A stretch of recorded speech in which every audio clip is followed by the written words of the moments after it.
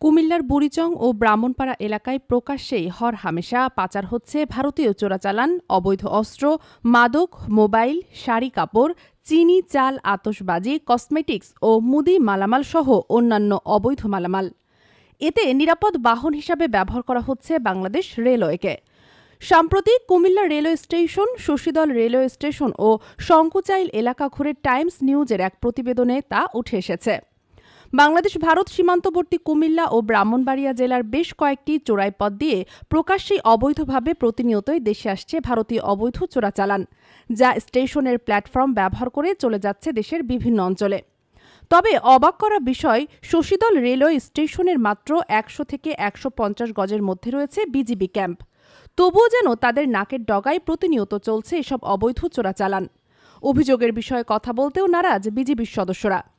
তবে লাকসাম রেলওয়ে থানার OC Imran Hossain Times নিউজকে মুঠোফোনে জানান, আপনার এলাকাধীন যেটা শশীদল এলাকা, চিনেন তো? শশীদল এলাকা, শশীদল এলাকা থেকে আপনার ট্রেন যোগে আপনার ব্যাপক হারে আপনার চোরাচালান পাচার হয়, সে বিষয়টা আপনারা জানেন কিনা? আমরা তো এই বিষয়টা যেটা আপনি বলতেছেন, ওখানে একটা জুরিডিকশন আছে। আচ্ছা, আইসি কুমিল্লা। জি, উনি ওখান থেকে অভিযান পরিচালনা করেন। সেটিও আপনার এলাকাধীন। এর আগেও অভিযান পরিচালনা করছে। আর যদি এরকম কোনো তথ্য থাকে আপনি আমাদেরকে দেন, আমরা এখন যৌথ বাহিনী তথ্য বলতে আমাদের অনুসন্ধান বলছে একেবারে হরহামেশা এটা চলতেছে এবং এটার সাথে সবাই জড়িত। যদি না এরকম কোনো আমাদের পুলিশ এর সাথে জড়িত নয়। যদি যে ওটা আপনি প্রথমে মালটা যদি আসেই বর্ডার ক্রস করলে বিজেপি। আমার ডিউটি হচ্ছে যাত্রী সেবা আর ট্রেনের অথরিটি দেওয়া। এখন না উঠবে সেটা আমার বিষয় না। আমাদের ট্রেনে আমাদের আরএনবি আছে, পুলিশ আছে, তারা দেখবে, সেটা আমার দেখার বিষয় না। যাত্রী আমার কাজ হচ্ছে যাত্রী সেবা। আর অভিযোগের বিষয়ে কুমিল্লা রেলওয়ে পুলিশ ফাঁড়ির আইসি সোহেল মোল্লা অফিসিয়ালভাবে কোনো কথা না বললেও তিনি জানান, এগুলো সিনিয়র স্যারেরা সবই জানেন। আর টাইমস নিউজের অনুসন্ধানে চোরাকারবারিদেরকে সরাসরি সহায়তার প্রমাণও মিলেছে স্থানীয় বিজিবি, থানা পুলিশ ও স্টেশন মাস্টার, রেলওয়ে পুলিশ ও রেলওয়ে নিরাপত্তা সদস্যদের। অনুসন্ধান বলছে, শশীদল রেলওয়ে স্টেশন এলাকা থেকে ভারতীয় অবৈধ চোরাচালান, মাদক, মোবাইল, শাড়ি কাপড়, চিনি, চাল, আতশবাজি, কসমেটিক্স ও মুদি মালামাল সহ অন্যান্য অবৈধ মালামাল ট্রেনযোগে নিরাপদে পাচার হয়ে দেশের বিভিন্ন জায়গায় চলে যাচ্ছে।